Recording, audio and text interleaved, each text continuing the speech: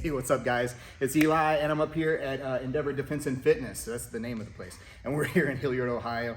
I've been here this weekend. I like to come up here as often as I can to train with these guys because they're fantastic. Aaron Janetti and Mike Chaney here. And among all the other things that we're working on this weekend that we were talking about whenever we get together, I like to hit some kind of topic to make a YouTube video and pick this guy's brain because he's a brilliant martial artist and a great grappler. So the thing I wanted to get his opinion on and kind of mix with my opinions for this video is about defending against front headlocks and guillotines. It's a big consideration because across the board, the front headlock and the guillotine choke can sometimes be one of the most ubiquitous kind of attacks. Like, it's a factory installed grappling move for people that are not even trained to grab your head and put you in a headlock whenever you're in grappling range. But even at the highest levels, you see guillotines being very effective and front headlocks being effective in transitional movements. So learning how to effectively avoid, if not defend them, is a really important consideration. So we were talking about it primarily on the ground. First, let me distinguish kind of what I mean between a front headlock and a guillotine. People may use different terminology. In my opinion, a front headlock is more of a controlling, holding, transitional type of movement where I'm holding onto his head, I'm looking to kind of dump him over, I'm looking to snap him down, I'm looking to do whatever. It's not inherently necessarily a choke. A guillotine is primarily for choking. That's where I'm gonna look to come up here and I'm really driving my arm into his neck and I'm looking to really cut off the blood supply and cut off the wind, and I'm looking to make that an actual choke. Whereas a front headlock, not necessarily, it could probably just be kind of a holding, controlling, transitional movement. So with that in mind, let's talk about kind of on the ground. We were having this discussion before about, well, what do we do and we get into certain positions. Now, first we're gonna start from the guard, and then we're gonna talk about also kind of a turtle position. If I find myself inside Mike's guard, then this can be really bad because this is a really good position for him to execute a guillotine.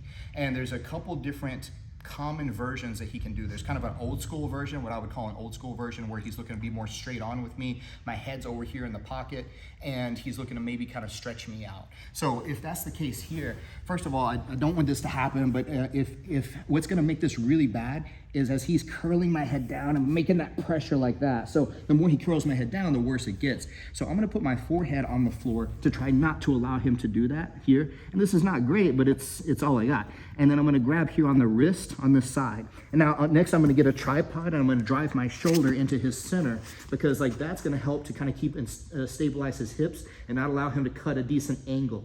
So now the next thing is that if he is doing that old school version where he's looking to stretch me out and drive his legs into me like that, then I'm creating this A-frame tripod base so that he's pushing against the top of that A-frame.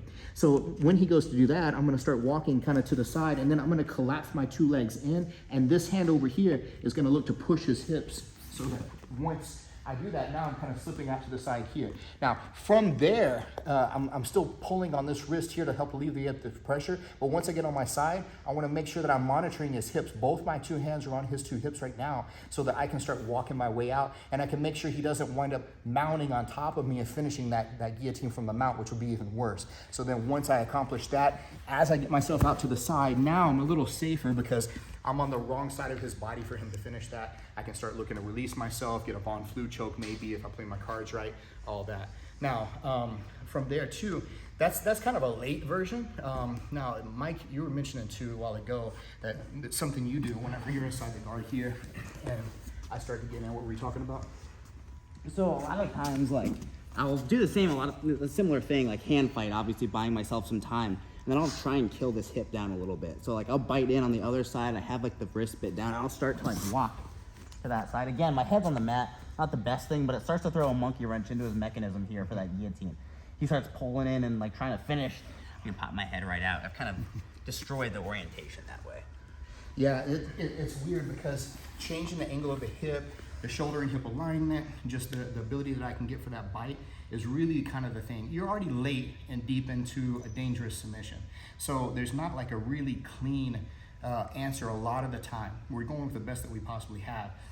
Because you have to consider whenever you're in these late, deep submissions, this guy did something, the bad guy did something really good, or you did something really bad, or both to get you there. So this is a little bit getting to the Hail Mary kind of territory.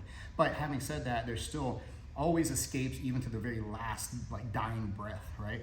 So from the guard where guillotines are often found to happen, those are a couple of pretty good solutions from being a little earlier or a little later. Mine was probably a little later, his is maybe a little bit more midway. But then we start to look too about, well, what happens if this was off of a transition where we get to turtle, or like maybe a snap down or a sprawl or something like that. When we get here, Mike, go ahead and say what you were telling me before, because I was wanting to see his answer too, and I really like it a lot. Sure. So like once you get here, whether it's like, again, like a snap down, whatever happened, right?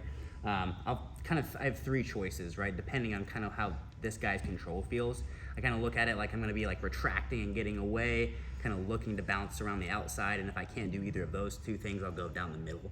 We'll talk about those choices. But the first thing is like being able to, again, buy myself time so I don't get choked, right? So I can hand fight inside, pull that away a little bit. I'll even sink my chest to the floor a little bit and put weight on the mechanism this way. So if he tries to pull up on it or anything, it's much harder. I've built myself some space, my shoulder's driving in, right? And now my other hand can kind of like overlap.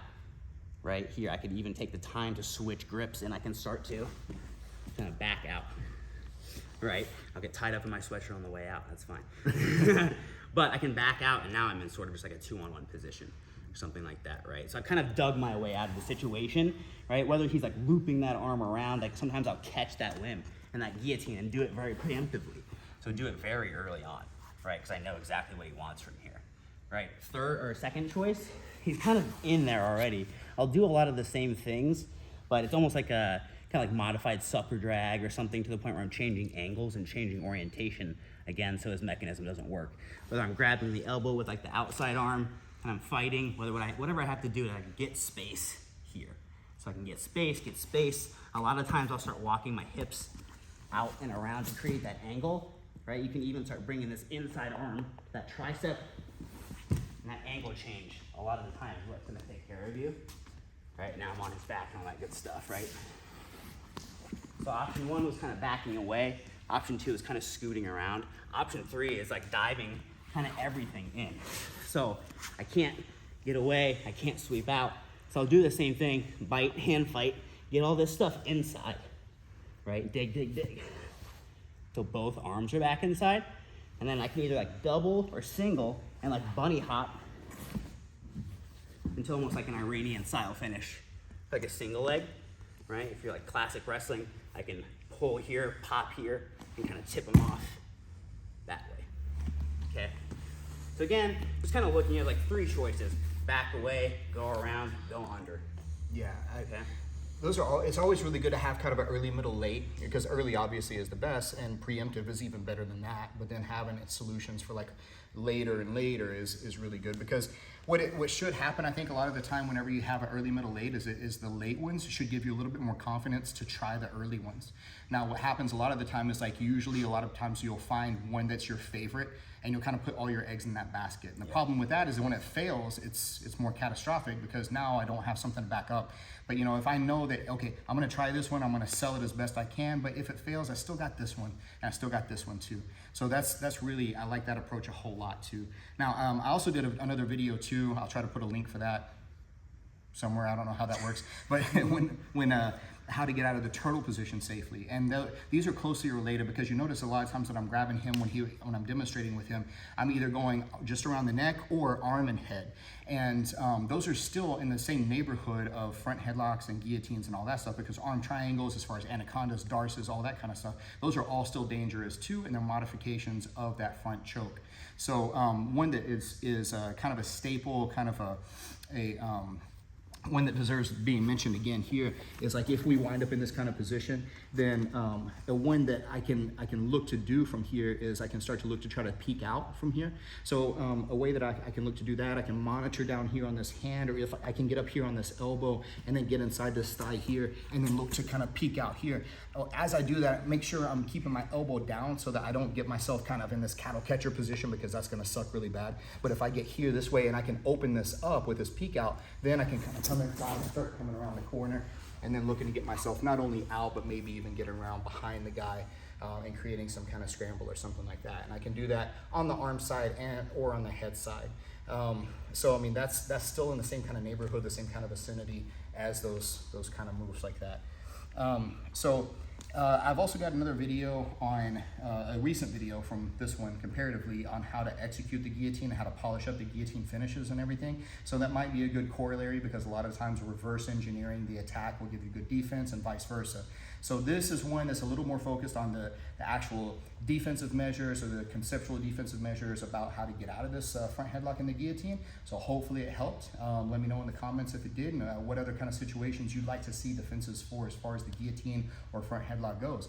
Anyway, Mike, I appreciate you, brother. Thank you, sir. Appreciate Aaron behind the camera, and appreciate Endeavor, and you guys are just amazing. So keep watching, guys. Like, subscribe, share, all that stuff. Thank you.